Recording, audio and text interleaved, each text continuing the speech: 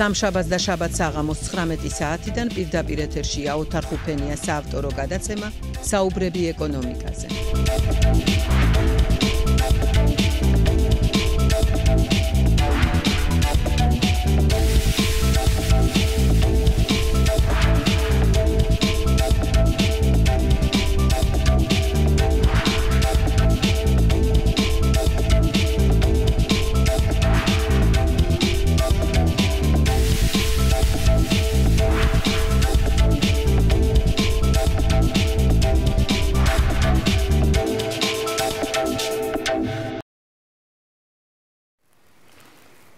დღემშვიდობისა, ძვირფასო ტელემაყურებლებო, მე ვარ ოთარ ხუფენია, პროფესიით ეკონომისტი და პროფესიონალებთან საუბრობ ეკონომიკაზე. დღეს ჩემი საავტორო პროგრამის სტუმარია თვალსაჩინო მეცნიერ ეკონომისტი და მეცნიერების ორგანიზატორი, ეკონომიკურ მეცნიერებათა დოქტორი, საქართველოს ტექნიკური უნივერსიტეტის სრული პროფესორი, ამავე უნივერსიტეტის საინჟინრო ეკონომიკის დეპარტამენტის უფროსი, ბატონი ალექსანდრე სიჭინავა. მოგესალმებით, ბატონო ალეკო, ასე მოგმართავთ, როგორც ეკონომიკური საზოგადოება გიცნობთ თქვენ. ჩვენ საუბრები გვაქვს და ასე უფრო შინაურული იქნება და ამას უკეთ აღიქვამს ჩემი ძვირფასი ტელემაყურებელი. დიდი მადლობა იმისათვის, რომ გამოძებნეთ დრო, მობრძანეთ და ესაუბროთ ჩვენს ძვირფას ტელემაყურებელს. ძვირფასო ტელემაყურებლებო, ბატონი ალეკო თავისი დიდი მეცნიერული საქმიანობის სპეციალიზაციაც არის ფრიად მნიშვნელოვანი და სწორედ ამანაც განაპირობა დღევანდელ დღეს მისი მოწვევა ჩემს პროგრამაში ინვესტიციების უდიდესი სპეციალისტია, მკვლევარი, ასევე უძრავ ქონებასთან დაკავშირებით და ჩვენ ამ საკითხებს შევეხებით და იმიტომ რომ გუშინ მოხდა ფრიად მნიშვნელოვანი რამ ჩვენი სახელმწიფოს, ჩვენი ერის ცხოვრებაში, ჩვენ გადავდგით კიდევ ერთი დიდი ნაბიჯი ევროპისკენ და ევროპამ გადადგა დიდი ნაბიჯი ჩვენკენ. ჩვენ უბრუნდებით ჩვენს ისტორიულ სივრცეს და დღევანდელი ქართველობა ასრულებს წინაპართა დიდ დანაბარებს და პირველ რიგში იმას, რომ ჩვენ თანაზიარნი უნდა ვიყოთ იმ ფასეულობების, იმ ღირებულებების, რომელიც მახასიათებელია ევროპული ცივილიზაციისათვის და ჩვენს აი ამ სივრცეში უნდა დავბრუნდეთ და გავაგრძელოთ ცხოვრება და მოღვაწეობა, ხოლო ჩვენი შთამომავლობა ბევრად უფრო დიდად ევროპელები იქნებიან და როგორც პატრიარქი ბრძანებს, დაუმტკიცებს ევროპას, რომ კულტურა და ცივილიზაცია ჩვენ უფრო ადრეც გქონდა. მას ასე ბატონო ალეკო კიდევ ერთხელ დიდი მადლობა მობრძანებისათვის და დავიწყოთ იმით, რომ პირველი თქვენი შეფასება მაინც გუშინ მომხდარი ვთქვი რომ ისტორიული აქტისა და ესეც ასეა, ყველას აზრია და ამის მერე გადავალთ უკვე უფრო ცალკეულ თემებს. მოგესალმებით ძვირფასო ტელემაყურებლებო, მე მინდა ამ ისტორიულ მოვლენას გამოვეხმაურო საქართველოს ქართველი ხალხის უდიდეს გამარჯვებას ევროპისაკენ სulis მიმართულებით. მე დარწმუნებული ვარ, რომ ეს ისეთი ნაბიჯია, რომელიც დასაწყისია საქართველოს გაბრწყინების. ბატონო ოთარ, დარწმუნებული ვარ, რომ ამის შემდეგ საქართველოს ნელ-ნელა გაბრწყინებას დაიწყებს. ჩვენ კერძო საუბარში თქონდა ლაპარაკი, რამდენად ძნელი იყო ჩვენი ახალგაზრდობის დროს ევროპაში ჩასვლა. თითქმის წარმოუდგენელი იყო ეს და ახლა ჩვენს ახალგაზრდობას, ჩვენს მოსახლეობას, ქართველ ხალხს, საქართველოს მოქალაქეებს მიეცათ იმის შესაძლებლობა, რომ თავისუფლად იარონ ევროპაში. სულ მალე ეს დღე დადგება, ალბათ მაისისთვის და ისინი თავიანთ მრავალ საქმიანობას და უკავშირებენ ევროპულ ცხოვრებას. რა თქმა უნდა და ძალიან სასიამოვნოა ბატონო ალეკო ის რომ ხა ჩვენ ამ ქვეყანაზე ვცხოვრობთ ამ ქალაქში დავდივართ და პრაქტიკულად აბსოლუტური უმრავლესობა ჩვენი მოსახლეობის სწორედ ასე აღიქვამს გუშინდელ დღეს და მე ძალიან მოხარული ვარ და რა თქმა უნდა ხა ჩვენს თაობას ძალიან კარგად გვახსოვს ყველას წმინდა სამეცნიერო თვალსაზრისით მეცნიერული მუშაობის დროსაც რაოდენ ძნელი იყო საზღვრის გარღვევა და თქვათ გასაუბრებოდი შენს კოლეგას საბჭოთა კავშირს გარეთ და ხა თუ კაპიტალისტური სამყარო იყო ხომ თლად უბედურება და ფაქტობრივად ამან რა მოიტანა და რა მოუტანა დედამიწის ამ მე-6-ს დღეს უკვე ყველასთვის ცნობილია და ღვთისმწყალობით ამისგან დაცული არის ჩვენი მომავალი თაობები და ეს არის უდაობედნიერება. ერთ რამეს მინდა ხაზი გაუსვა ბატონო ოთარ რომ გაზეთებშიც, სატელევიზიო გადაცემებშიც ზოგიერთი მეცნიერი, ჟურნალისტი, პოლიტიკური მოღვაწე შის გამოთქვამს რომ აი ასეთი რამ გამოიწვევს მოსახლეობის გადინებას საქართველოდან. ახლა რუსეთმაც გამოაცხადა რომ მოხდება უვიზო მიმოსვლა რუსეთთან და ეს მოსახლეობის გადინებას დაიწყებს. მე არ ვეთანხმები ამას და რატომ არ ვეთანხმები? იმიტომ რომ გამსვლელი უკვე გასულია, კარგათაც არის იქ ეკონომიკურად მოწყობილი, თავის საქმეს აკეთებს, დამრჩენი აქ დარჩენილია და მინდა ერთ ფაქტს გაუსვა ხაზი რომ საქართველოს ტექნიკურ უნივერსიტეტში ჩვენ გვაქვს რუსული პროგრამები ბატონი არჩილ ფრანგიშვილის დავალებით ჩვენ გავაკეთეთ რუსული პროგრამები სადაც ძირითადად სწავლობენ იმ ადამიანების შვილები რომლებიც საქართველოსთან გასულები არიან პირველი თაობა კი წავიდა 90-იან წლებში მაგრამ მეორე თაობა მობრუნდა უკან და სწავლობენ ჩვენთან აი მაგალითად მე ვასწავლი მათ და ჩვენთან არის ბულგარეთიდან წამოსული, ლატვიიდან წამოსული,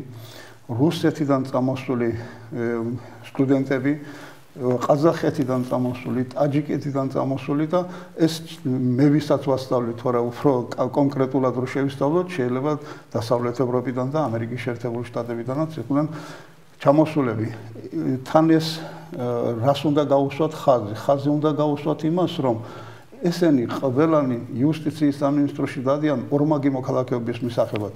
ზოგიერთმა იმ ქვეყნის მოქალაქეობას თქვა უარი და საქართველოს მოქალაქე გახდა. ანუ ეს იმის მიმანიშნებელია, რომ ეს ახალგაზრდები საქართველოს მოახმარენ თავიანთ ცოდნას და უკან არ გაბრუნდებიან. კიდევ ერთ რამეს უნდა გაუსვა ხაზი, რომ ესენი განსაკუთრებით ნიჭიერი ბავშვები არიან. ენები იციან კარგი ცოდნა აქვს იქ სკოლებში მიღებული, კარგი განათლება აქვს მიღებული და მე მსიამოვნებს რო შევდივარ, ამ ხმის გამოცდილება მაქვს, მაგრამ მზივარ და ვემზადები, რომ რამეში არ ჩავიწრა იქ და რამე არ მოხდეს. ბატონო ალეკო, ახლა მე ემოციის გარეშე ახლა ვერ ვილაპარაკებ, იმიტომ რომ ეს თემატიკა ბევრად უფრო ღრმა ფესვების მქონეა, ვინმე შეიძლება ერთი შეხედვით მოეჩვენოს ვინმეს. საქმე იმაშია, რომ ჩვენ არა მარტო ტერიტორია გვაქვს დროებით დაკარგული 20% და ვიტყვი საუკეთესო 20% ჩვენი ქვეყნის, არამედ დაკარგვის ზღვარზეა მოსახლეობაც. ჩვენ ვიყავით 5.5 მილიონი ამ საარსებო სივრცის დაშლამდე საბჭოთა კავშირისა. ახლა ვართ ბატონო ალეკო 2014 წლის ნოემბრის მოსახლეობის საყოველთაო აღწერის შედეგებით 3.729.000. დანარჩენი ეს ციფრები თავის თავზე მეტყველებს და აქედან რა თქმა უნდა ლომის წილი არის რუსეთში. სახელდება ციფრები 900.000, 1 მილიონი და მეტი. და ამ დროს ბატონო ალეკო აი გულზე მომხდა გულწრფელად გეტყვით თქვენი ფრაზა რომ აი იუსტიციის სამინისტროში ორმაგი მოქალაქეობა და სხვა და სხვა. ჩვენ მე მგონი თავი უნდა დავანებოთ ყოველგვარ ილუზორულ სამყაროში ცხოვრებას და ამ შემთხვევაშიც ვენდოთ პატრიარქს და მან ბრძანა ყველა აქ დაბადებული საქართველოს მოქალაქეა. ამიტომ აქ შეფერხებები არანაირი არ უნდა იყოს, ეს ერთი პოზიცია. უმთავრესი ეს არ ეხება მარტო რუსეთს, არამედ მთელ მსოფლიოშია სამწუხაროდ მიმოფანტული ჩვენი გენი. აი ბოლოს გასაკვირია ეს, მაგრამ 730,000 კაცი დაიკარგა, ასე ვთქვათ, წყალებში წინა ხელისუფლების დანონსებული ციფრებიდან 4,4 იყო მილიონი. თქვენ როგორც კვლევარმა ეკონომისტმა შესანიშნავად იცით, დადგა ციფრი სულ სხვა. ყველა მაკროეკონომიკური პარამეტრი დათვლილი იყო 4,400,000. მათ შორის ამომრჩეველთა რიცხოვნებას. მოდით ესეც ავთქვათ მაშინ პირდაპირ, რომ 3,600,000 ამომრჩეველი გვყავს, ხო, აქ ცხოვრობს 3,700,000 და მე მწარეთ ვიხუმრე თავის დროზე ჩვენს საერთო მეგობრებთან, კოლეგებთან, რომ გითხრა ერთ-ერთმა მეგობარმა, ამას რა უშველოს ბატონო თავდა. აი ესე მომიდა პირდაპირ ეთერია ხო იცი და საუბარია და მე ვთხარი ძალიან მარტივია მეთქი ამის რა უნდა ამას 2 წლის ბავშვს საწოვარა გამოვხოთ პირიდან მეთქი და დავაჭიროთ საარჩევნო ბიულეტენი მეთქი და ყველაფერი დაალაგდება. წარე ხუმრობაა რა თქმა უნდა, მაგრამ აქაც უშველებელ საქმეს აკეთებთ, გულწრფელად მინდა გითხრა და უზარმაზარი სიხარულით ეს და სიამაყითაც, რომ ბატონი არჩილის უნივერსიტეტი, ბატონ არჩილ ფრანგიშვილის აკადემიკოსის უნივერსიტეტში არის ეს ნოვაცია და იზიდავთ, ანუ უბრალოდ მართალი რო ვთქვათ, უკან მოbrunების გზას უხსნით იმ თაობას, რომლისაც არის საქართველო. თორე ახლა ჩვენ დაახლოებით ერთ თაობის ხალხი ვართ, ბატონო ალიკო და ჩვენ მაინც გვინდა ეს არ გვინდა წლები მიდიან, მიდის წლები და ამათ უნდა დარჩეს ეს ქვეყანა და ამათ უნდა აშენოთ და აქ რაიმე ღობეების გავლება და რაღაცების მოსაზრება, აბა რა ვქნათ და აბა საიდან და აბა როგორ არაქართული საქმე მგონია მე და ამიტომაც გავაკეთე ეს კომენტარი დიდი ემოციის ქვეშაც და დიდი სიხარული და გილოცავთ ამას. მადლობა. გულწრფელად გილოცავთ და დავიტოვებ უფლებას რომ არაერთხელ თქვა მოვიგონო ეს მაგალითი სხვა ჩემს სტუმრებთან, როცა ამ დემოგრაფიულ პრობლემებს შევეხებით, დაბრუნების პრობლემას შევეხებით, თაობათა შორის ურთიერთობას შევეხებით და დარწმუნებული ვარ მე იმ დღესაც მოვესწრები, შეიძლება აქაც ამ სტუდიაში ვილაპარაკოთ ამაზე, თუმცა აფხაზი სტუდენტები გეყოლებათ ძალიან ბევრი. თითოეულ არის ეს ვიცი მე ახლა დღეს არ მინდა ამ თემაზე ცოტა. დიახ მე ამ კუთხით საქმის კურსში ვარ, მე აფხაზეთელი კაცი ვარ და ჩემთვის ცოტა სხვა თემაა კიდე ყველაფერთან ერთად და ასე რომ შესანიშნავია და გილოცავთ ამას გულწრფელად. ერთი რამე მინდოდა დამემატებინა რომ აი ეს უნიჭიერესი სტუდენტები შემიძლია პირდაპირ ხმამაღლა განვაცხადო ეს მოbrunებული სტუდენტები ეს თაობა ითხოვს ერთ რამეს, რომ ჩავაყენოთ თანაბარ პირობებში. ესენი ეროვნულ გამოცდებს არ აბარებენ, თუმცა ნაწილს აქვს ჩაბარებული ეროვნული გამოცდები, ესენი ეროვნული გამოცდების ჩამბარებლებით სულ ყველა არის, ითხოვენ მაგისტრატურას, ითხოვენ დოქტორანტურას. ნუ უფრო რუსულენოვანები არიან და რუსულენოვანი ჩვენ ამისთვის ვემზადებით, დავალება მოგვცა ბატონმა არჩილმა და ჩვენ ყველანი ამას ვაკეთებთ. ყველა სპეციალობაში თითქმის კეთდება რუსულოვანი პროგრამები ამათთვის და განათლების სამინისტრომ რაღაც უნდა გააკეთოს ალბათ კანონში რაღაც ცვლილება შეიტანოს ან რაღაცა მინიშნება გააკეთოს რომ ესენი ისეთივე პირობებში ჩადგეს როგორც ჩვენი სტუდენტები.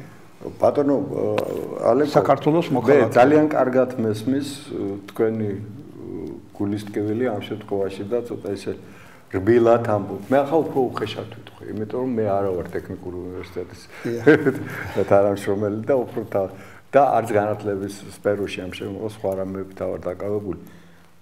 არ შეიძლება სახელმწიფო აღმოჩნდეს რაღაც წესების ტყვეობაში, თუნდაც იყოს ის იმ თუ ამ ხელისუფლების მიღებული, როდესაც ხდება უფრო დიდი ეროვნული საქმე. ჩვენ ეროვნული კანონმდებლობა, ეროვნული საქმეების გადასაწყო დაჭირდება.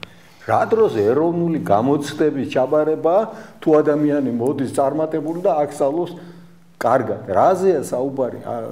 მე დარწმუნებული ვარ, რომ ბატონი არჩილ ფრანგიშვილის პირადი ავტორიტეტი ეყოფა ამას და განათლების სამინისტრო ინიციატივით, ახლა საგანმანათლებლო ინიციატივის უფლება და სხვა რამეები მას აქვს და გადაწყდება ეს არ უნდა ამას ბევრი რამ დარწმუნებული ვარ დადებითად გადაწყდება. დარწმუნებულიზე მეტიცა ვარ, იმიტომ რომ ღვთისმსხალობით აი გუშინდელმა დღემ აჩვენა კიდე შესანიშნავად რომ ერი მზად არის პროგრესისათვის, წინსვლისათვის, ამიტომ ასეთ რაღაცებს, ასეთ ხელოვნური ბარიერები გაკეთება კატეგორიულად არასწორია ბატონო ალიკო და მე ვიქნები პირველი ის კაცი რომელიც როგორც კი ეს თქვენ დაძარით ეს საკითხი ძალიან მალე გადაწყდება და მე აქედან მოახსენოთ ჩვენ ძილს ვაყურებელს რომ ეს საქმე გადაწყდება აქ ორი აზრი არის. კარგით. ბატონო ალიკო, ახლა მივუბრუნდეთ უფრო წმინდა ეკონომიკურ თემატიკას და მინდა თქვენი მოსაზრება მოვასმენიო ძვირფას ვაყურებელს ინვესტიციებთან დაკავშირებით, საინვესტიციო პოლიტიკასთან დაკავშირებით ის რომ ახლა ჩვენ ვასახელოთ აბსოლუტური ციფრები იმ წელს ამდენი იყო ინვესტიცია წელს ამდენია ახლა საკმარისი რომ არ არის ეს ყველამ ვიცით ისიც კარგად ვიცით რომ დიდი ცვენა ინვესტიციებისა მაღალი პოლიტიკური რისკის პირობებში რომლის ქვეშაც არის სამწუხაროდ ჩვენი სამშობლო ვერ იქნება და ამას ხელისუფლებას მარტო ნუ დააბრალებს ახლა ჩვენ ერთგეთ კიდე ბატონო ალიკო გულწრფელად 100-მდე გადაცემა გავიდა ჩემი პროგრამის აქედან პირდაპირ ეთერში ჯერ არც ერთი პოლიტიკოსი არ მყოლია და არც ერთი ეგრეთ წოდებული ყველაფრის მცოდნე ექსპერტი აქ სტუმრად და არც არასოდეს არ მოვიწო და იმიტომ რომ ცოტა უფრო საგნობრივად ვილაპარაკოთ და საუბრობენ ჩემი ძვირფასი სტუმრები ასეთ თემებზე საქმე იმაშია რომ ეს არის ობიექტური რა მაგრამ მეორე არის ის რომ ჩვენც ხო არ ვაკლებთ ხელს თქვა საინვესტიციო გარემოს ვიყენებთ თუ არა თუ რაღაც კლიშეებით მუშაობთ ჯერ ვაზროვნებთ უпроსტად რომ აი საუბრობთ ჩვენ ადრეც ბატონო ალიკო რომ ინვესტიცია ტერმინი მავანს რატომ ყავს დღემდე ასე გონია რომ ის აუცილებლად უცხოელმა უნდა შემოიტანოს აი ესე დოლარებში უნდა იყოს ან ევროებში ამას მივეჩვიეთ და ვერ ვხედავთ მეორე რესურსს აი ამ კუთხით ვესაუბროთ ჩვენს მაყურებელს და ბატონო ალიკო აი აქ თქვენი უზარმაზარი კვლევითი გამოცდილება სამეცნიერო კვლევითი უამრავი წელია როგორც იტყვიან და აი ვაჩვენოთ ეს რომ ჩვენ შიდა რესურსებიც გვაქვს გარეს მოზიდვისაცაც რაღაც პირობებია უკეთესი შესაქმნელი და ეს არის წყარო ბოლო პროგრესისას ყველანაირად არ გამოგვიყვება ნამდვილად სწორი ბრძანდებით მე ახლა ინვესტიციებს კითხულობ და დავიწყებ სტუდენტებიდან როგორც კი ინვესტიციას დავასახელებ მე შემდგომ სიტყვას ტერმინს რომ დავასახელებ მე ვეკითხები სტუდენტს აბა როგორ ფიქრობთ საიდან მოდის ეს იმ წუთში ევროპისკენ გაიშვერენ ხელს იმ წუთში ამერიკისკენ გაიშვერენ ხელს და ჩვენი თავების ხალხიც ინვესტიცია გონიათ რომ მაინც და მაინც იქიდან უნდა მოვიდეს მაგრამ არავინ არ ფიქრობს იმაზე რომ ადგილზე არსებობს თუ არა შიგა წყაროები საინვესტიციო წყაროები ჩვენთან აი ეს არის მთავარი ჩვენ ახლა ხომ შეგვიძლია დაბეჯითებით ვთქვათ რომ გუშინდელ დღეს დღევანდელი დღე ჯობია გუშინ წინ დღესაც დღევანდელი დღე ჯობია ანუ წინ მივდივართ შეიძლება ახლა ფერვერკებით არ მივდივართ მაგრამ მივდივართ წინ და ხვალ უკეთესი იქნება ამას თუ ზოგად სურათს გადავხედავთ განსაკუთრებით თბილისისაც ნახავთ რომ სინამდვილეში ეს ასეა ჩვენი მოსახლეობა პატარ-პატარა დანაზოგსაც აკეთებთ დამეთანხმებით რა თქმა უნდა ხომ ციფრებიც ვიცით დეპოზიტზე არის 15 მილიარდამდე ლარი ჩვენ გვაქვს მსხვილი კომპანიები ჩვენთან მუშაობენ მსხვილი ბანკები არის თუ არა ეს სინამდვილე არის ვითარდება ეკონომიკა ახლა ტემპებით და ზრდაც გვაქვს ხოლმე წლის ბოლოს ძალიან ისეთი მნიშვნელოვანი ზრდა ეკონომიკური მაგრამ ჩვენ არ გვაქვს ერთი რამ აი დავუშვათ მე მათ დანაზოგი ამ წუთში $100 სად წავიღო ახლა ეს $100 სად დავასაქმო რა გავაკეთო ამ $100-ით $100-ით ვერ ვიყიდი შენობა ნაგებობას ვერ ავაშენებ სახლს იძულები ვარ რაღაცაში დავხარჯო ხო მაგრამ ეს $100 რომ რაღაცაში არ დაიხარჯოს ამისათვის აუცილებელი არის რომ ვიღაცა მიზრუნოს იმაზე რომ ეს $100 დამასაქმებინოს ბანკში შევიტანოთ ბანკების მიმართ ამ ბოლო დროს ინფლაციურმა მოვლენებმა ცოტა არ იყოს გუნდობლობა გამოიწვია თუმცა მაინც ჯობია ბანკში შეტანა პულის ვიდრე ის ჯიბეში იყოს და რესტორნებში იხარჯებოდეს. ეხლა ჩვენ ორივე ნაპირს რო გავყვეთ მტკვრისას, იქითაც და აქეთას, რესტორნების წინ მანქანას ვერაფრის ძდებით ვერ გავაჩერებთ. გადაწვრთულია ორშაბათიდან კვირის ჩათვლით. ანუ ფული არსებობს თუ არა რესტორანში როგორ შედის, არც ისე იაფია, ხო? მაგრამ ჩვენ რა უნდა გავაკეთოთ? ჩვენ უნდა გავაკეთოთ ის, რომ მას ამ ფულის დასაქმების შესაძლებლობა მივცეთ. მსოფლიო ციფრობრივ მონაცემებს თუ მოვიყვან, მსხვილი კომპანიები ქვეყნის შიგნით საინვესტიციო ფონდების შევსებაში დაახლოებით 60-70% ღებულობენ მონაწილეობას. მოსახლეობა 20-30%. ეს სავსებით შესაძლებელი აქაც, მაგრამ იქ ყველაფერია გაკეთებული იმისათვის, რომ საზოგადოებაში არსებული თავისუფალი სახსრები აუცილებლად საინვესტიციო გახდეს, ანუ მისი თავმოყრა ხდება ან ბანკებში, ან ფონდებში ხდება მის მოყრა, ან ფასიან ქაღალდებს ყიდიან. ჩვენ მაგალითად ვტრავახობთ რამოდენიმე ბანკი ტრაბახობს. ეხლა ალდაგშიც ვნახეთ წარწერა, რომ ლონდონის ბირჟაზე გავყიდეთ აქციები. სატრაბახო რა არის ამაში? მილიონის აქცია გავყიდეთ, 100 მილიონის იყოს თუგნება. მე რას მაძლევს რიგით მოქალაქეს ეს საქართველოს ლონდონის ბირჟაზე აქციების გაყიდვა? მე აქ უნდა შემეძლოს იმ აქციების ყიდვა, იმ ფასიანი ქაღალდების, იმ $100, რომელიც მე ჯიბეში მიდევს, ან იმ $100, რომელიც მე ჯიბეში მიდევს. დაუშვათ და არ უნდათ. უშვებენ მსხვილი კომპანიები, ბანკები აქციებს, მაგრამ შიდა მოხმარების აქციებს, დახურული აქციები. თვითონ თავის აქ ფსიქოლოგიური მომენტიც არის. რომ ისინი ფიქრობენ, რომ თუ ოთარ ხუფენია და ალიკოს ჭიჭინავა იყიდიან ეხლა თითო აქციას, ამით ვიღაცა მოწილე გაჩნდება და რაღაცაში შეეცილება. რა უნდა გააკეთოს ეხლა ჩემმა და თქვენმა ნაყიდმა აქციამ მსხვილი კომპანიისთვის პირიქით იქით ვაძლევთ ფულს.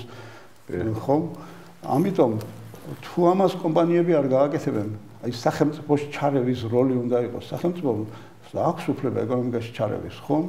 ერევა კიდევაც უნდა ჩაერიოს სახელმწიფო და რაღაცა ზემოქმედების მექანიზმი უნდა იყოს, რომ გამოუშვეს აქცია საზოგადოებისთვის, მოსახლეობისთვის, იმასაც მიუწვდებოდეს ხელი შეეძლოს ამის ყიდვა. ან თუ ის იმას ვერ ერევა, მაშინ სახელმწიფომ ასე უნდა გააკეთოს, რომ თვითონ გამოუშვას ობლიგაცია.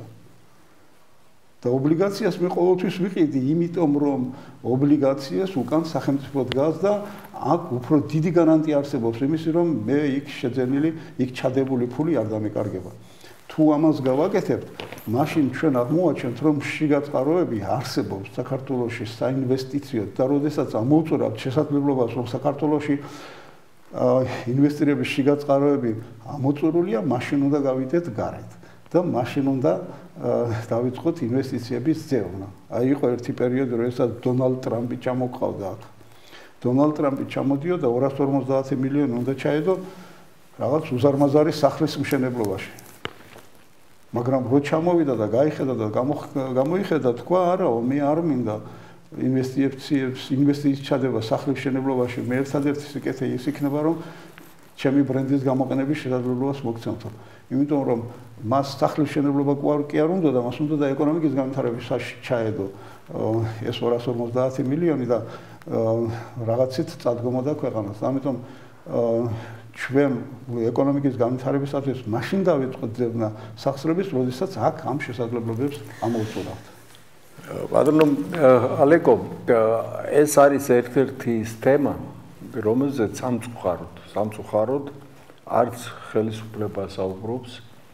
მეცაც ვიტყვი, კიდევ უფრო სამწუხაროდ, არც ეკონომიკურ საზოგადოებაში ისმის ხმამაღლა, თქვა პროფესიონალ ეკონომისტთა აზრით მოწოდებაც, გარკვეული ზეწოლაც.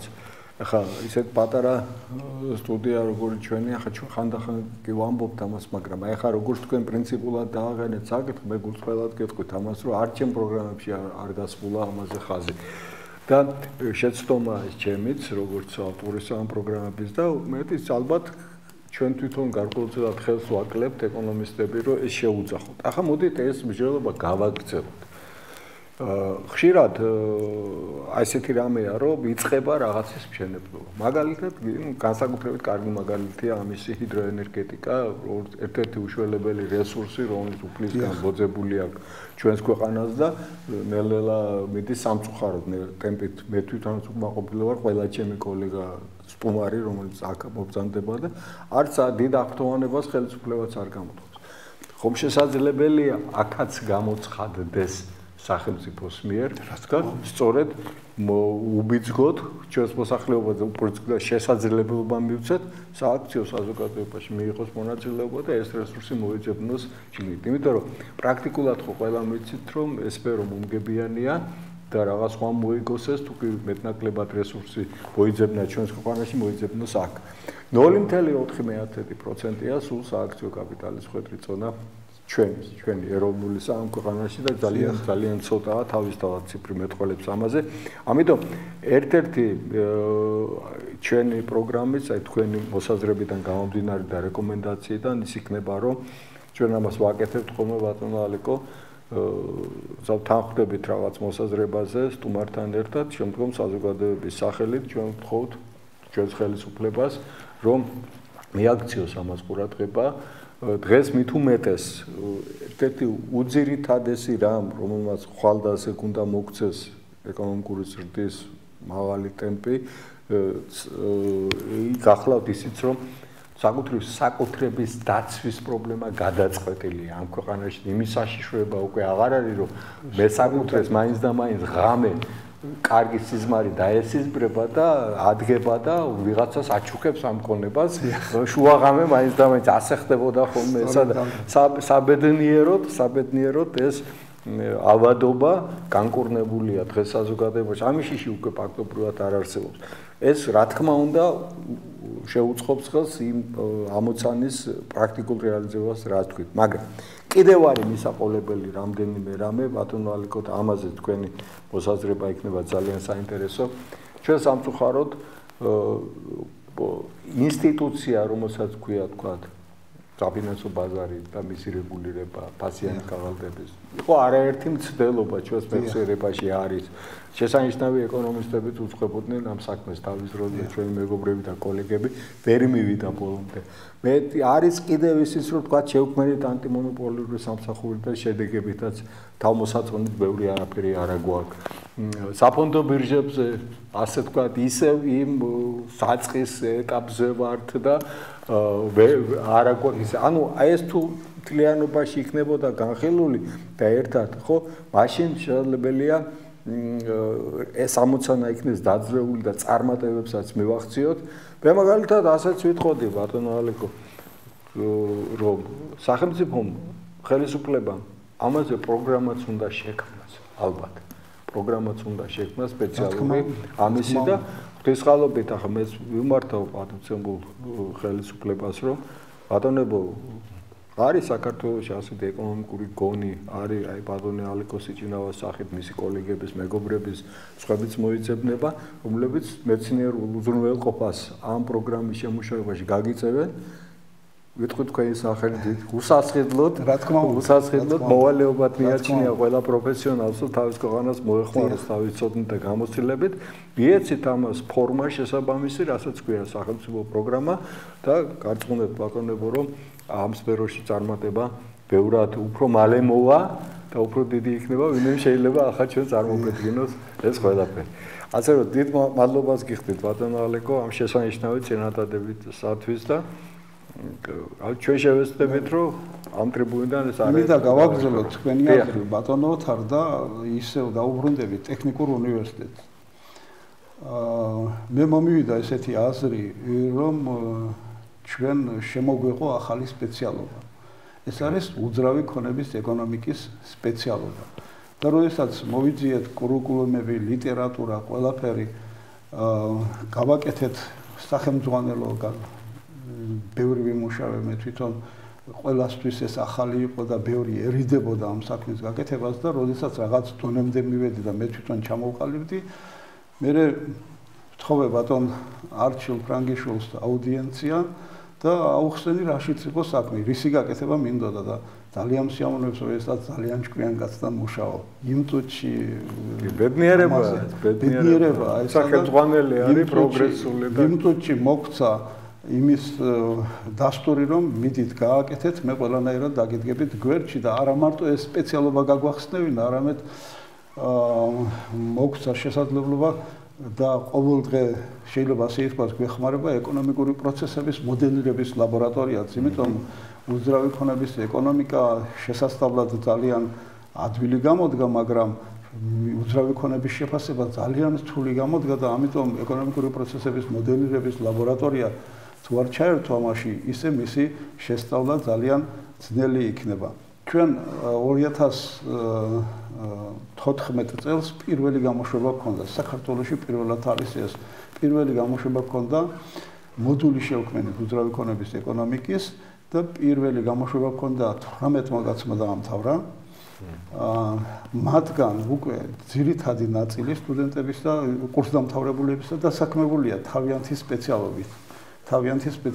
წელს ამ სპეციალობაზე ამ მოდულში მოვიდა 28 სტუდენტი. უკვე იმათა სტუდენტების რაოდენობა და ვფიქრობ, რომ მომავალში უფრო მეტი მოვა. ხო, რატომ მოვიყვანე ეს მაგალითად? იმიტომ მოვიყვანე, რომ ჩვენ თუ გვინდა საფონდო ბირჟები გავხსნათ, ჩვენ მუშაობდეს შესაბამისი უწყებები, ჩვენ სპეციალისტები უნდა გვყავდეს.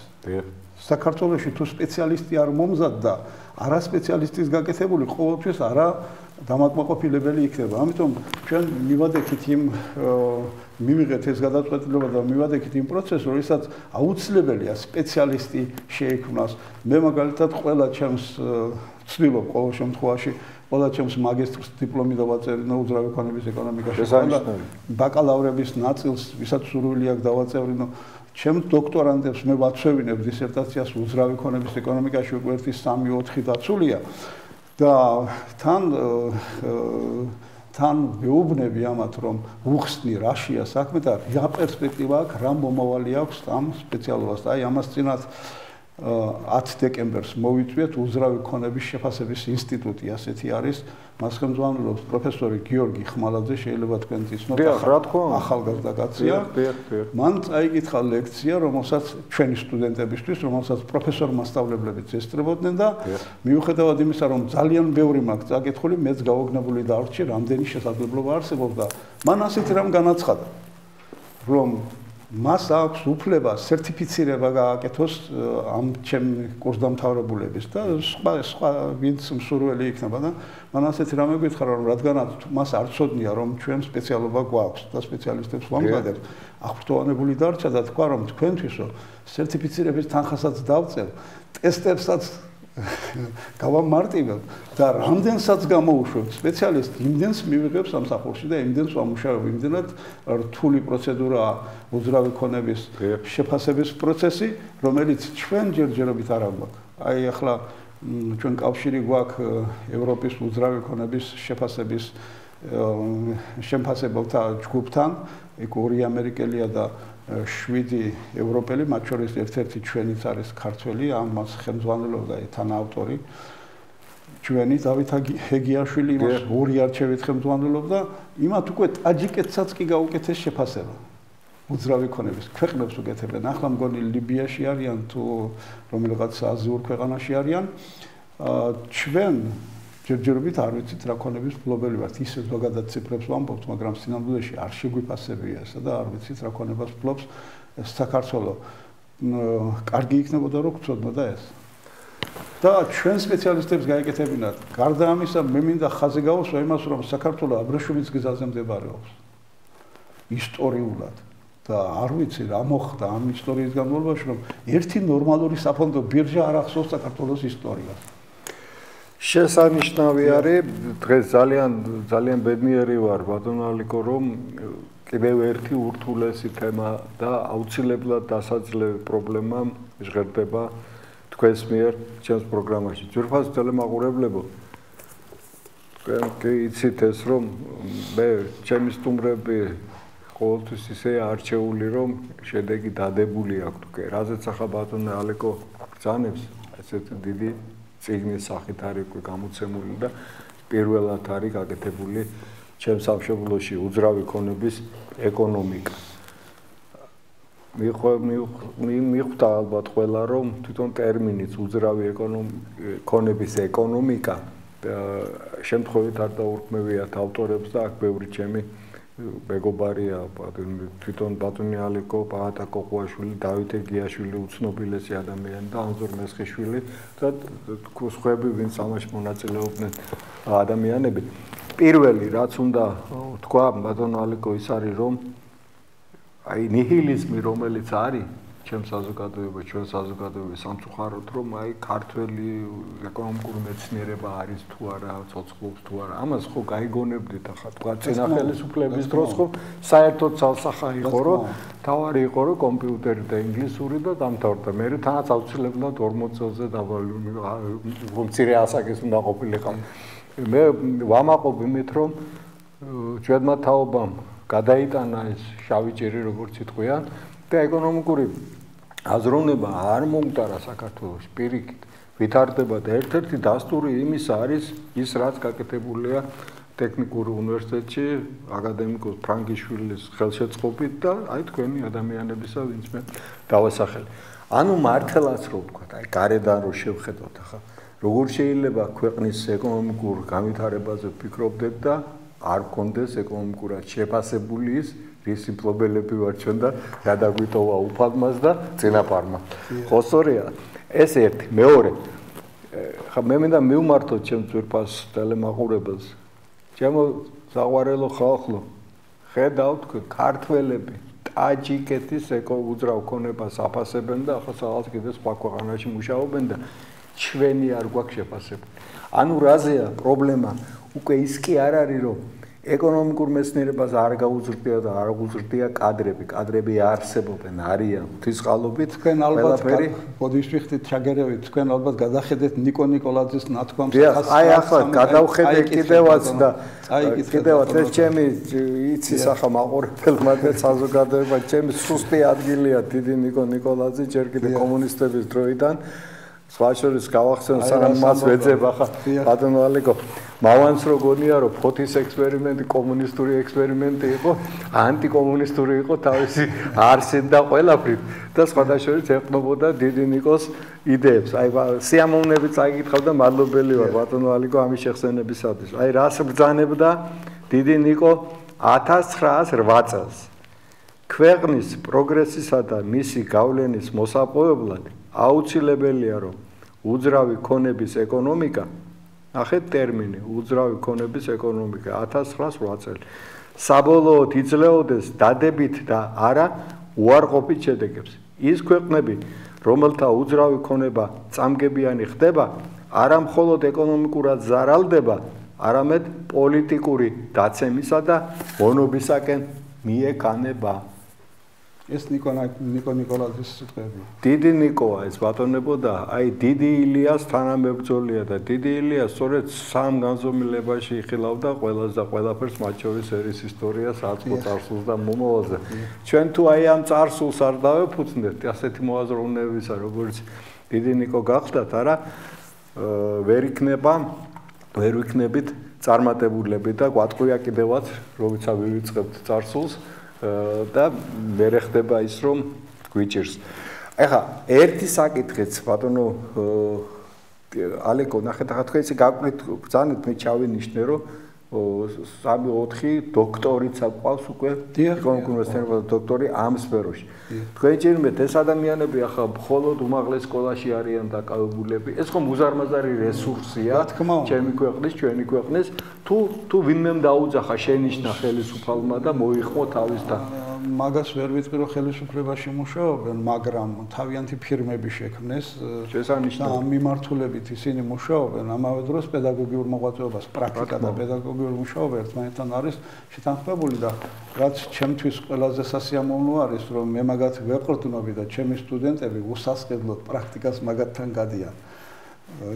შესანიშნავი წარმოგიდგენიათ თან მუშაობენ და თუ მათ ისინი ეუბნებიან რომ აი დაუშვათ ყიდვა გაყიდვის პროცესში თუ მიიღებენ უძრავი ქონების მონაწილეობას ისინი ფულსაც გადაუხდიან და თავიანთი სწავლის ქირის გადახდაშიც შეეშველებიან ბრწყინვალეა მე უბრალოდ დღეს ძალიან ბევრი სიახლეა ძალიან ბატონო ალიკო ეთქობა ჩვენ ერთი შეხვედრით ვერ დავამთავრეთ საუბრებს და ბარემ აქვე ვიტყვი ბატონო ალიკო, თქვენ ბრძანდებით ჩემი პროგრამის მაყურებელი და იცით რომ 7 თუ 8 ახალგაზრდა ეკონომისტი, მეცნიერებათა დოქტორი, აი ესე მოუძებნე როგორც იტყვიან და ყავდა ახლა სტუმრად, აქედან 2-ს მართლა დაუძახეს ხელისუფლებაში უკვე.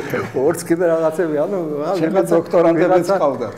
დიახ, თქვენიც დიახ და მე კიდე თხოვნა მაქვს, აი აუცილებლად ნაახალწლევს თქვენთან ერთად გავისაუბრებთ ეკრანს მიყვა და ამდენიმე შევარჩევ და მინდა რომ საზოგადოებამ დაინახოს იმ თეზის დასასაბუთებლად და დასამტკიცებლად რომ ეკონომიკური აზროვნება ქართული უგდავია არსებობს და მოდის ახალი და დიდი თაობა. მე მინდა ერთი რამე აი ამ სახელმწიფო ეს უფრო თეორიულია ვიდრე პრაქტიკული, ანუ გასაგებია ეს არის პირველ ნაბიჯი მეთოდოლოგია. ეხლა ვქნით უნივერსიტეტის დახმარებით და დაფინანსებით ვქნით შეფასების სახელმწიფოს, აი იმ ინსტიტუტ გიორგი ხმალაძის ინსტიტუტი შექმნილი აქვს, მაგრამ ჩვენ გვინდა სახელმწიფო გავუკეთოთ სტუდენტებს. დიახ. აი იქ მე ერთ-ერთი თავი მაქვს ასეთი ბატონო თარ ტყე და მიწა. დიახ. აი ჩვენ ტყეები გავყიდეთ ტყეები და ჩინელებმა იყიდეს ეს ტყეები და მოსახლეობა გაკვირვებულია ხეს არ ჭრიან ჩინელები. იყიდეს ტყე და ხეს არ ჭრიან, საოცრება არ არის, მაგრამ ტომრები გამოაქვთ. ტომრებით რაღაცა გამოაქვთ და მე ბოლო გავუსინჯეს ეს ტომრები და აღმოჩნდა რომ იქ სამკურნალო მცენარეები რაც არის ამას ხრიან და მიაქვთ. აი შეუფასებლობის შედეგია. რა თქმა უნდა. რომ ჩვენ ეს შეგვაფასებინა, იქ რამდენი წყაროა იმ ტყეში, რამდენი სამკურნალო მცენარეა, რამდენი მიწაში შეიძლება იქ 1000 რაღაცა არის კიდევ მიწის ქვეშ, წიაღში რა არის, ეს გვენახა და მერე გაგვეყიდა არ ჯობდა? რა თქმა უნდა, მაგალითია, დოლომიტები გაიყიდა გურიაში, დოლომიტების საბადო ეს მაშინ ალბათ ამაზე ლაპარაკი არ იყო, დოლომიტების 2 საბადოა მსოფლიოში, ერთი ბრაზილიაში და მეორე საქართველოში. ჩვენ გავყიდეთ $200 კუბომეტრი. მგონი კუბომეტრობით იზომება. საერთაშორისო ბაზარზე ღირს 1500. იყიდეს ბერძნებმა, თხრიან და მიაქვთ და იქ სასაფლაოს აკეთებენ, ყრიან ამას და ინახავენ, იმიტომ რომ მეტი არსად არ არის და მე თვითონ გაყიდიან, რომ ესაც პიქს მიაღწევს. სამწუხაროდ და რაც შეეხება მიწის გაყიდვას, ბატონო თარ. ეს ხომ საოცარი პრობლემაა მიწის გაყიდვა. ყველა ქვეყანას რეგულაციები შემოღებული აქვს მიწის გაყიდვასთან დაკავშირებით. რეგულაციის გარეშე არავინ არ ყიდის. ჩვენ რეგულაციების ხრივ მოვიკოჭლებთ ძალიან. საკონსტიტუციო სასამართლომ მიიღო გადაწყვეტილება, რომ რაც ჰოლანდიელმა იჩივლა და მიიღო გადაწყვეტილება, რომ გაიყიდოს მიწა. აი ესეთი ქვეყანა, როგორიც რუსეთი არის, რუსეთიც მიწას არ ყიდის. მაგრამ მათ რა გააკეთეს? აი ჩვენ დავშალეთ კოლმეურნეობები, მეურნეობები და დავანგრიეთ ყველაფერი რისი დანგრევად შეიძლებოდა, იმათ არ გააუქმეს ესენი და პირიქით კიდევ უფრო ხელი შეუწყეს, რომ მსხვილი მიწათმფლობელები შექმნილიყო. და ამ მსხვილი მიწათმფლობელების ეს არის რუსეთის საკუთრება, ამ მსხვილი მიწათმფლობელების ქონებაში შეუძლია ვისაც უნდა ინვესტიციის ჩადება და იქიდან თავისი წილის მიღება. არ ყიდიან მიწას, საერთოდ აღარ ყიდიან ამას. ჩვენ შეგვიძლია ასეთი რამ გავაკეთოთ, მცირემიწიანი ქვეყანა ვართ, რატომ უნდა გავყიდოთ? ჩვენ არავის არ ვეუბნებით უარს. იქნება ეს თქვენი საკუთრება, ვინმე საკუთრება და იქ გააკეთოს ინვესტირება ფულის და რის წაღებაც უნდა წაიღოს კანონის შესაბამისად.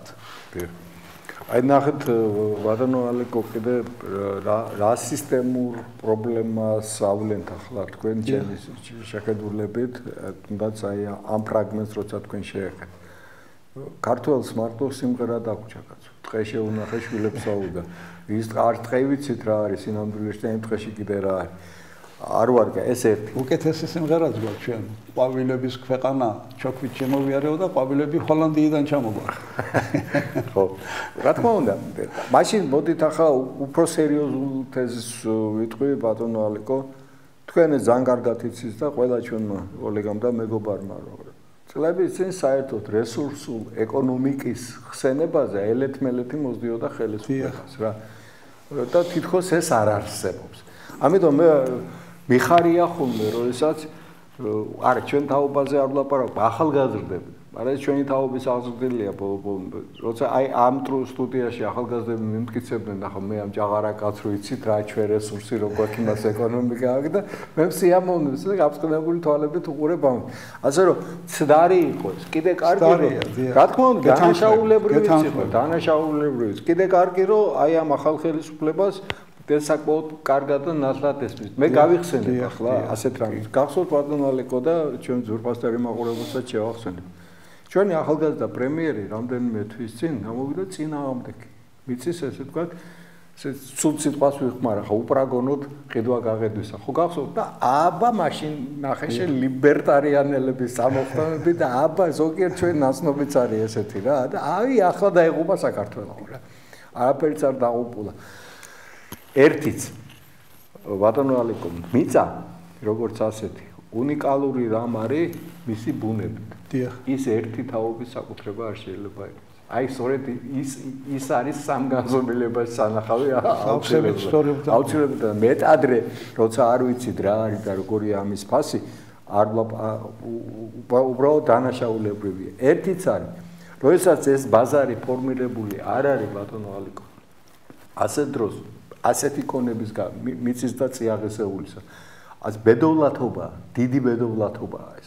მესმის რომ რაღაც შენობა გაყიდო, მესმის რაღაც ნაგებობა არა უშავს, მაგრამ წიაღისეული და მიწის შეუფასებლად გაყიდვა და ბაზრის განუვითარებლობის პირობებში დიდი ბედოვლათობაა და რომელზეც შთამომავლობა ნამდვილად მოგხობს პასუხს დღეს ფეხზე მოსიარულე ქართველებს. აი მაგალითად თქვენთვისაც არის ცნობილი და თქვათ მეც რამდენიმე გადაცემაზე სტუმრად ვყავდა ვანო ჩხაიძე იძახის აუცილებლობაზე გარდუვალობაზე იმისა მე ასე ვარქმევ ამას რომ მეორე დიდი ტალღა პრივატიზებისა რომ აქ გახდეს მეტი და მეტი მესაკუთრე და არა მხოლოდ ამ ბობოლების როგორცაც იძახიან ხოლმე დანიშნული ბიზნესმენების ასე ვთქვათ ისე ბათხალში რო არის ყველაფერი არა აი აქაც მივედით იქამდე რომ კომპლექსურ გააზრებამდეა ეს ყველაფერი მისაყვანილი და ესეც არის სახელმწიფო პროგრამის ერთ-ერთი თემა.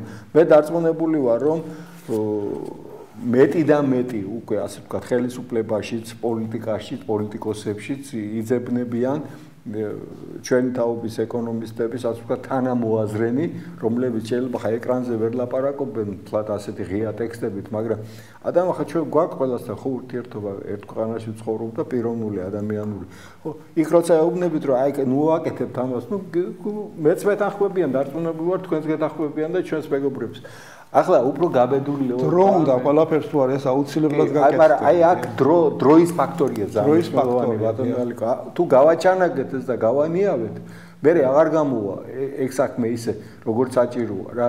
იქ ღმერთმა იცის იმას მარტო სამკურნალო ბალახი გამოვა კიკიდან რა თქვენი ფიგურალური მაგალითი რო აიღოთ თუ სხვა რამე.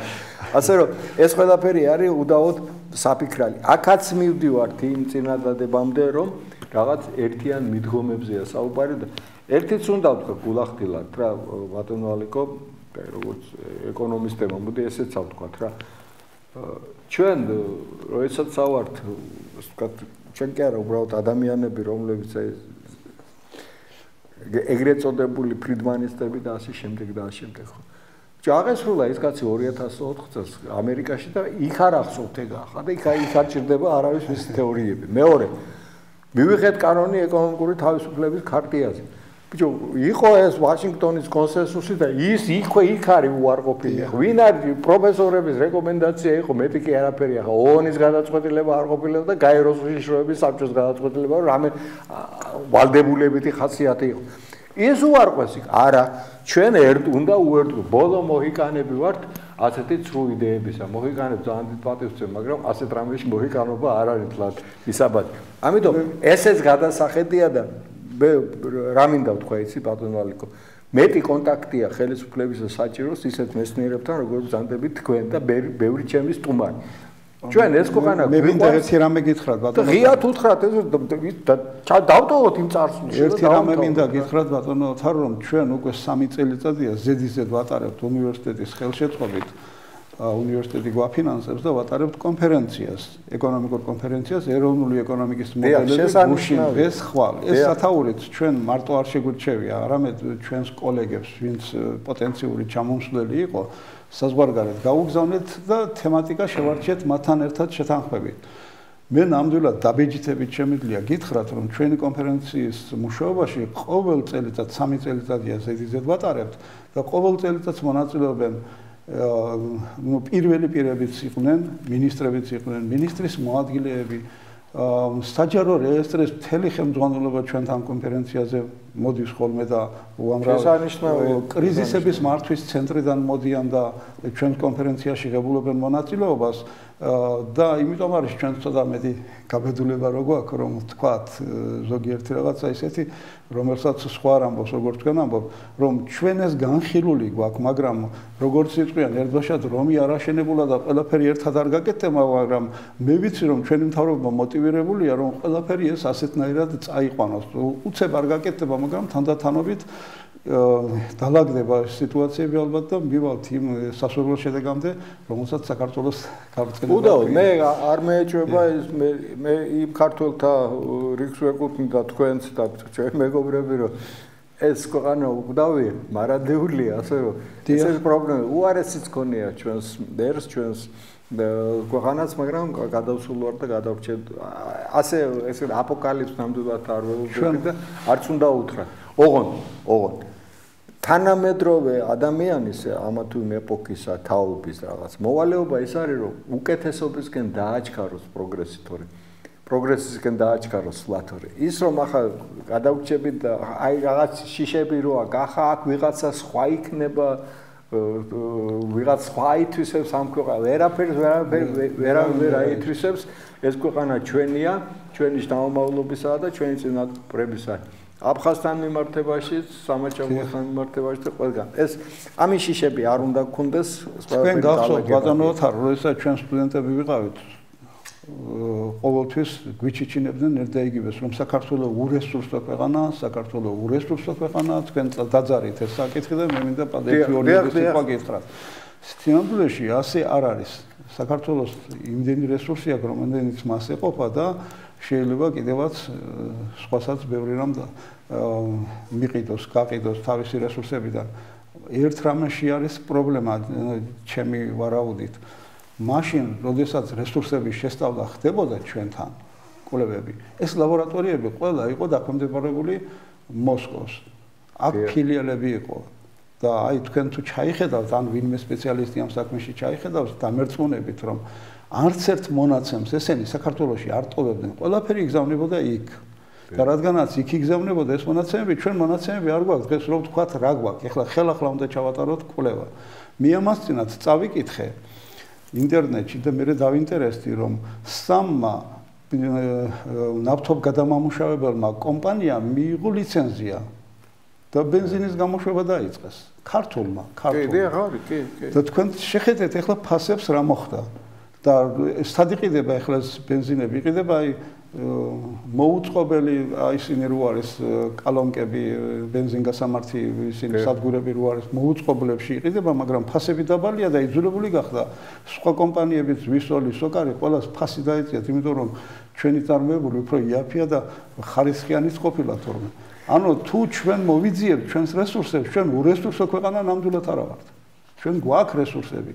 ოღონდ ჩვენ ამას კვლევას დიდი თანხები ჭირდება და უზარმაზარი შესაძლებლობების გამოვლენა შესაძლებელია თუ ჩვენ ამ მიმართულებით ვიმუშავებთ.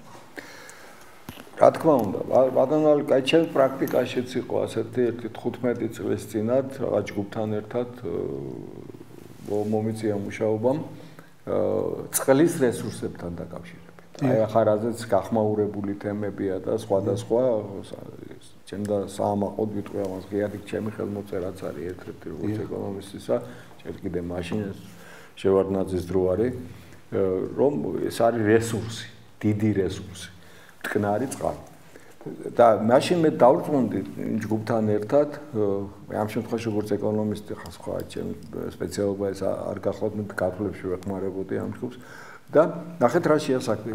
ზუსტად ის ვეყრნობოდით ამ ადამიანებმა მოიძიეს ცოცხალი იყვნენ მაშინ ჯერ კიდევ, სადაც საკავშირო დაკვეთით ახლის რესურსები შესრულებული და შენახული კონდოთ გარკვეული ინფორმაცია ახლა შეიძლება ამის თქმა ეს მაშინ შევარდნაძის დონეზე წავიდა პარემ ვიტყვი კიდევაც რომ მზად იყო კიდევაც აი ოქტომბრის მეთქი ნოემბრის რევოლუცია რო არ მოხდარიყო ფაქტიურად ეს წყლის საერთაშორისო კორპორაცია მაშინ შექმნილიყნებოდა საქართველოში ღია ტექსტით ვამბობ ამაზე დამიტასტურებენ ის მეგობრები რომლებმაც ახლა დააფუძნეს ასეთი ორგანიზაცია ახალი ხელისუფლების პირობებში მეც არ გავშლი ამ თემას მაგრამ რეალურად ასე არის ბატონო ალეკო ასევე არის სხვა სფეროებშიც რა თქმა უნდა როგორ შეიძლება მე თქვენ არ დაგეთახბოთ ახლა იმაში რომ შესასწავლია ეს ყველაფერი თავიდან შეიძლება ახლა ჩვენ არ გვეყოს არც ფული და არც ბევრი სხვა რამე რესურსი ქვეყანაში მაგრამ იქ სადაც ვიცით რომ არსებობს რეალურად და შემონახულია ფეხსიერებაში იმ ადამიანები ჯერ კიდე ცოცხლები ვინც არის ის რომ გავაღრმავოთ და დაიდოს მე მესმის ყველა ქვეყანა ხურავს ამ ინფორმაციას ახლა ეგრე საჯარო ასეც უნდა იყოს რა თქმა უნდა აი ახლა იმ ლიბერტარიანელებს ვეთქვი ამერიკელები არ ხურავენ თავიანთ რესურსებს როგორ გონია ძალიან პატრიცემულებო აქ რო ყველაფერი არის არალეზე გავყიდოთ და კარგად ვიქნებით როგორ გვასწავლეთ თვითონ რა ეს ისე ჩართვა იმიტომ ამ თემაზე თქვენიც მე ბევრი ვარ ნაბრძოლი ჩემს მეგობრებთან ერთად იმ ხელისუფლების წინა ხელისუფლებაშიც კიდე იქითაც კიდე იმიტომ რომ ბოლოს და ბოლოს აი დიდი ნიკოლაძე ასე გვასწავლიდა და აქაც არის ამ მოხმობილშიც არის ფრაგმენტი ის სწორედ რესურსული ეკონომიკის მიმდევარი იყო ფუძემდებელი იყო ის კვანძი რომელიც დღემდე კვანძის სახელით არის შემორჩენილი ჭიათურა ზესტაფონი ტყიბული და რკინიგზა და მოგმული ფოთი ნიკოს თვითმა გააკეთა ეგ რესურსები დაინახა იქ და დაინახა გასასვლელი ევროპისაკენ ახლაც ხო უნდა ფიქრობდე ქართველები ასეთი რესურსების რეალიზებაზე და განვითარებაზე ბუნებრივია რომ ასეც უნდა ერთი რაღაცა მინდა კიდევ რომ არ გამოგჩეს სხვა შორის ძალიან ახალი თემა ეკონომისტები იმდანად არ მუშაობენ ამ მიმართულებით რამდენადაც არქიტექტორები მიწისქვეშა ურბანული განვითარება ეს არის აბსოლუტურად შეუსწავლელი საკითხი აი მიწისქვეშა ქონება რაც მიწისქვეშ გვაქვს ჩვენ ქონება აი ყველასთვის თვალსაჩინო რო იყოს ავიღოთ მარტო მეტრო რამხელა ქონება იცის ვინმე რამხელა ქონება დევს იქა მიწისქვეშა გაყვანილობები სატელეფონო კანალიზაციას უზარმაზარი ქონება დევს და არ ვიცით რა დევს ქვეშ შეფასებულიც არ აქვს მთელი მსოფლიო შეფასებული არ გვაქვს და მთელი მსოფლიო ახლა მიწისქვეშა ურბანულ განვითარებაზე მუშაობს სხვა შორის ერთ-ერთ სტუდენტს მივეცით ახლა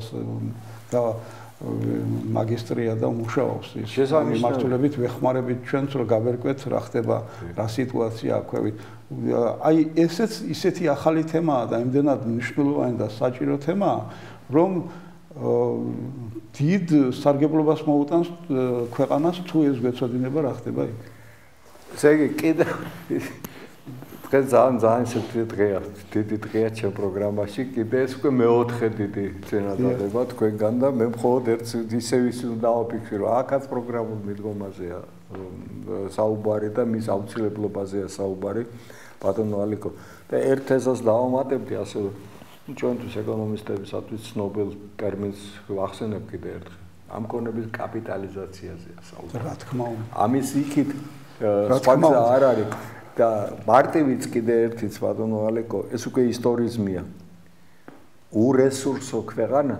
уресурсо ზარმაცების და მუქნახორების ქვეყნები ვერ ძლებენ 4500 წლის სახელმწიფოების ქონის პირობებში აი ამ ნაციის წარმომადგენლებს მივართ ვედაში ბატონო ალეკო ამას მეუბნები ჩემს მაყურებელსაც ასე რომ რესურსიც არის ყველაფერიც არის მეტი ორგანიზებულობა და გონიერება არის საჭირო. ამასობაში ბატონო ალიკო დროც მიდის ნელ-ნელა, მაგრამ ჩემ პროგრამაში მაქვს ასეთი წესი ბატონო ალიკო.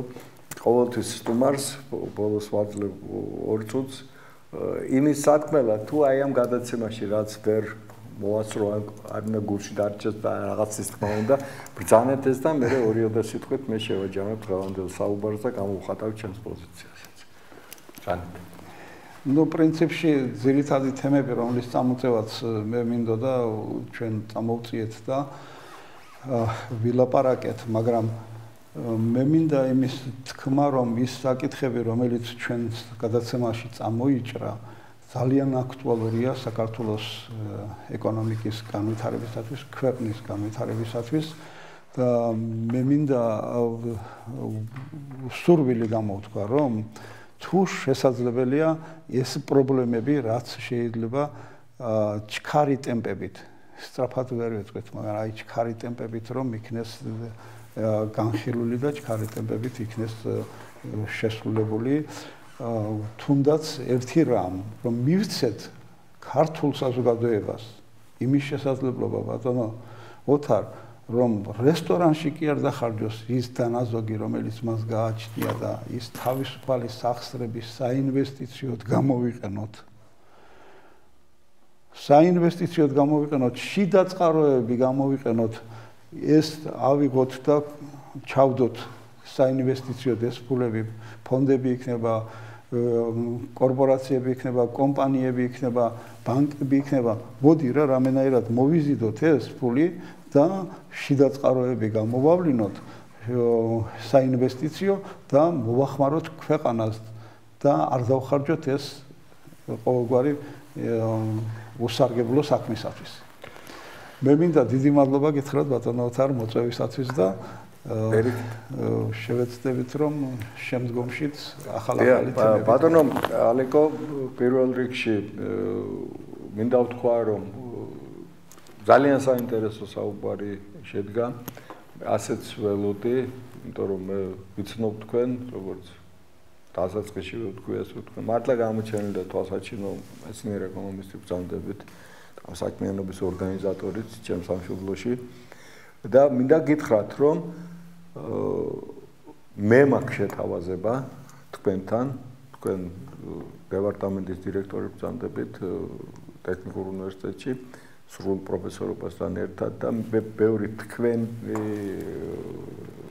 უნივერსიტეტის თანამშრომელი ხშირად არიან ჩემი სტუმრები და მე ასე წინადადება მაქვს ბატონო ალიკო ჩვენ დავждეთ ნაახალ წლებს და პატარა პროგრამა შევიმუშაოთ თვითონ ჩემი პროგრამისათვის. ანუ როგორ შეგიწყოთ მე ხელი იმ ნოვაციების გავრცობაში და გავრცელებაში და მიტანაში საზოგადოებამდე, რომელიც კეთდება თქვენთან.